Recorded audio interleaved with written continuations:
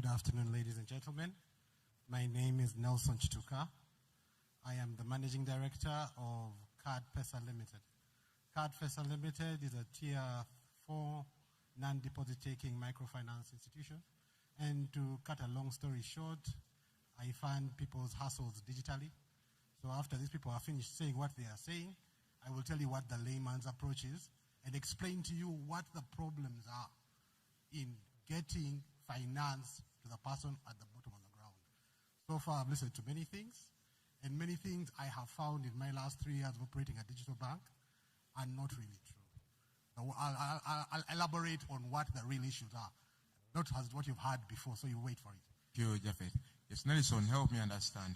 I know Japhet has given a broad view of how the telecoms worked, but I know Pesa is funding hustles or with shillings and millions of money.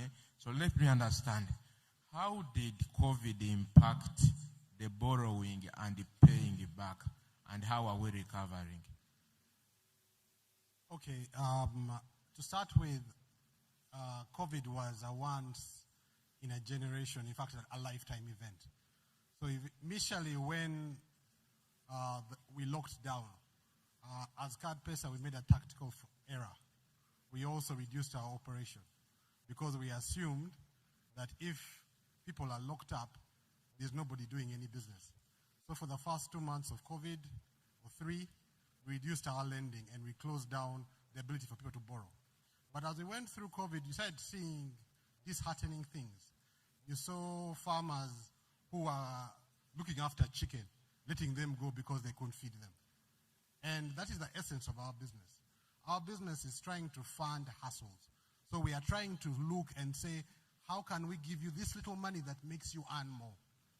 I know very many people talk about things like KYC, and in the last discussions, everybody's talking about putting NIRA, talking to BOU, talking to whoever.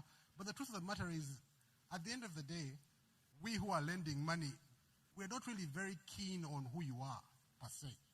What we want to know is, what are you doing and how are you going to earn the money and how are you going to pay us? So the valuable information that we should be collecting is that information that shows earning and expenses and seeing who it's paid to. So when we are pushing Pesa, we are saying, please bring us third-party authentication of what you tell us on how you earn. For example, if somebody is an employee, you look at his NSSF and you'll be able to work backwards to how much he earns. You look at how much tax he pays, work backwards. If somebody is a trader, you look at his FRIS receipts. Those are third-party authentications. Now, the problem with Uganda's credit is that many people do not keep those valuable documents that help third-party people assess how much credit to give them. Now, coming back to COVID, it simply came like this. More than 88% of our population is less than 35 years old. So you're seeing more and more people move to online platforms. My children don't go to Chikubo like we used to get deals, or they don't go to Luum Street or William Street. They are all on Snapchat, they are all on Instagram, they are on Gigi, they are on all these other apps that are there. So if you want to sell your items, you go to Facebook, you go to Snapchat, you go to whatever, and then you order the items. Now, many a times, how do you make somebody who is not with you know that you're going to pay him when he delivers the item? You go online and you pay online. Now, when you don't have that money, as my colleague from Airtel said, you have to look for somebody who will finance you. So as Pesa, we said, looking into those kind of transactions, those are the things we want to fund. We don't want to fund, for example, things like, we don't take collateral, so we're not interested in houses, cars, motorbikes, and all those things. I had associates who had motorbikes, and because they were collecting their monthly payment or weekly payment physically in their offices, during COVID, when all the motorbikes were locked down, he just saw his business disappear. So we saw that initially, though we locked down, there was a greater appreciation of the need to go digital, meaning there were lots more people that came in looking for financing digitally.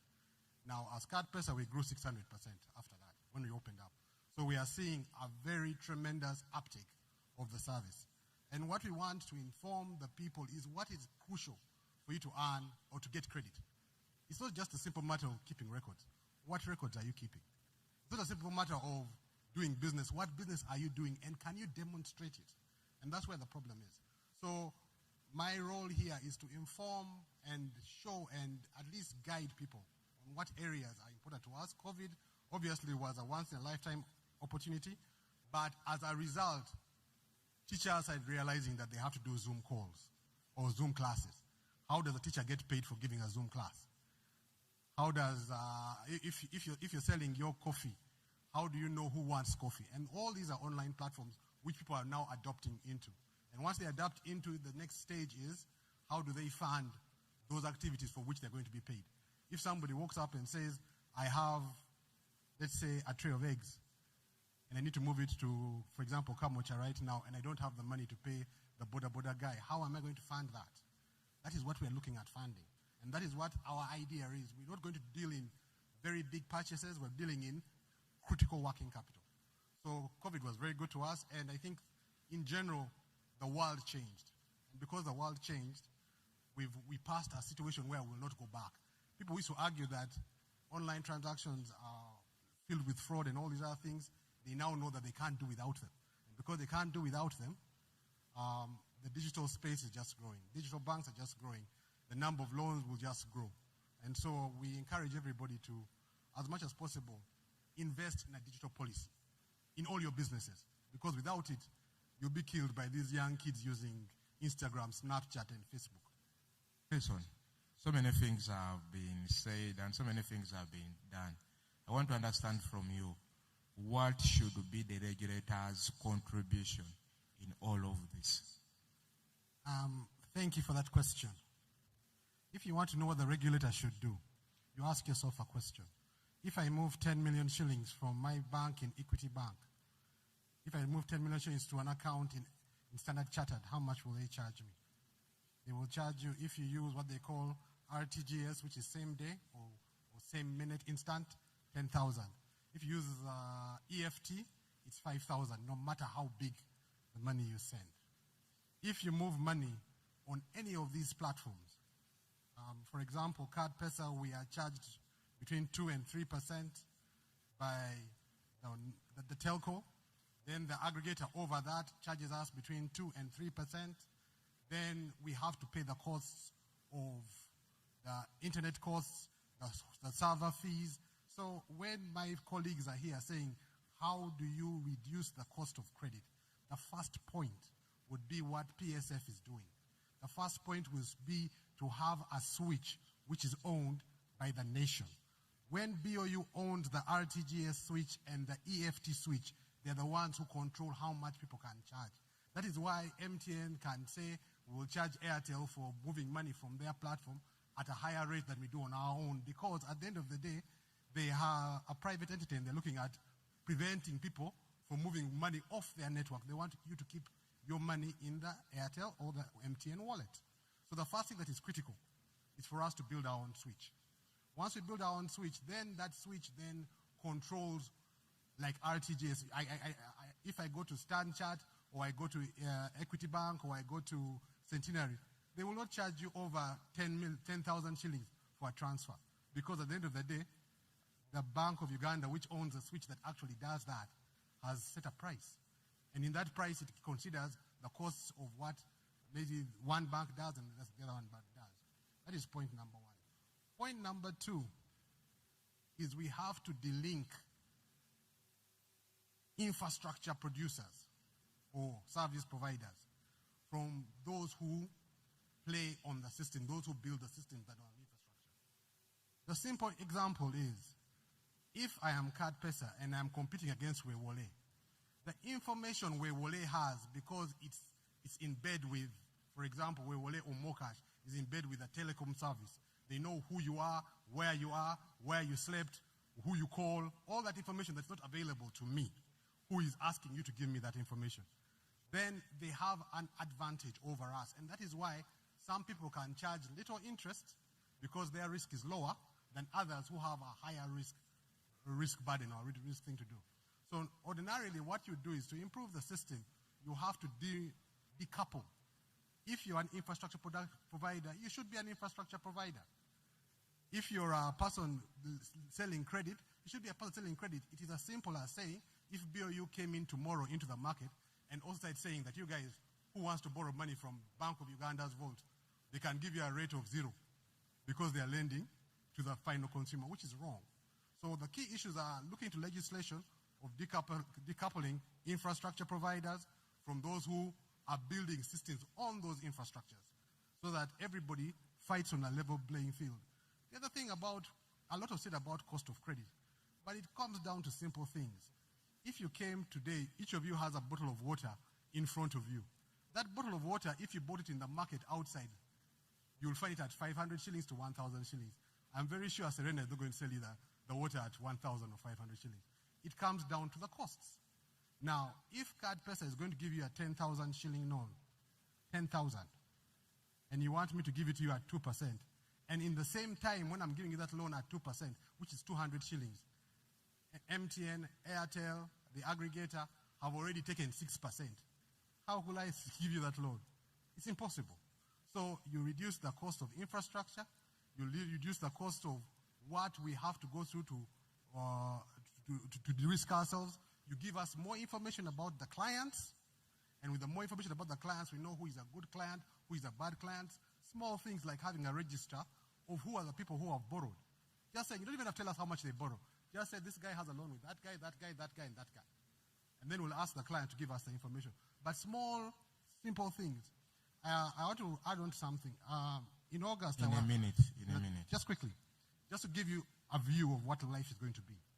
In August, I was privileged to go to the US. In the US, Apple is selling its new iPhone. It comes without a SIM card. There are companies like Apple and Google, Google has a product called Google Fi. So it can give you what they call a virtual SIM. Now, where the world is moving, we're moving into the Internet of Things, where every single gadget from this phone to this microphone to all the cameras will have SIM cards. So what will you be registering?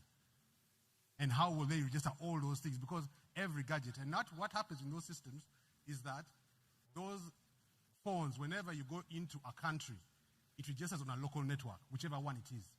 So it's not an issue of a SIM card, it comes down to the gadgets. So we should stop thinking that we shall focus on the SIM card. We should focus on the NIN. We should focus on making sure that the person is identified. Once you focus on that, you work backwards. This thing is about frauds. I'll finish quickly. When somebody steals your money digitally, credit cards have been here for years. They've had all this crime for years. If you woke up tomorrow and told these MNOs that every time somebody commits a crime, you are the one who will pay and refund the clients, like if I have a credit card and I am robbed, Visa or MasterCard will pay me back for indemnify me. Then that level will go down because they'll be taking more caution to ensure that people don't get defrauded. So in 30 seconds, how do we make the digital ecosystem safe? To make the digital ecosystem safer, as he said, first issue is go and look at people who have done it before. The biggest number of frauds are backdoors. And those backdoors are always left by contractors and people who build the systems. For example, quickly, last week, a company called FTX in the crypto space, somebody siphoned off $10 billion. And how did he do it? He had a system through a backdoor through which he did it. So one, look at what already has been there. There's also legislation. The US, whenever there's a crash in the 1930s, they brought something called the Glass-Steagall Act. In 2010, they brought something called the Dodd-Frank Act. All those things are made, legislation is made to ensure people don't steal. Now in Uganda, when the banks in Uganda had a problem of people giving bounce checks, they just said, you give a bounce check, you go to jail. For example, if the Uganda's legislation came and said, if you find money on your phone and it is not yours and you use it, you'll go to jail.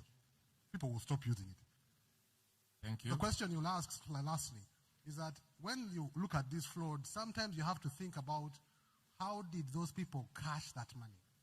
If your limit is 5 million, how many guys did you require for you to lose 10 billion?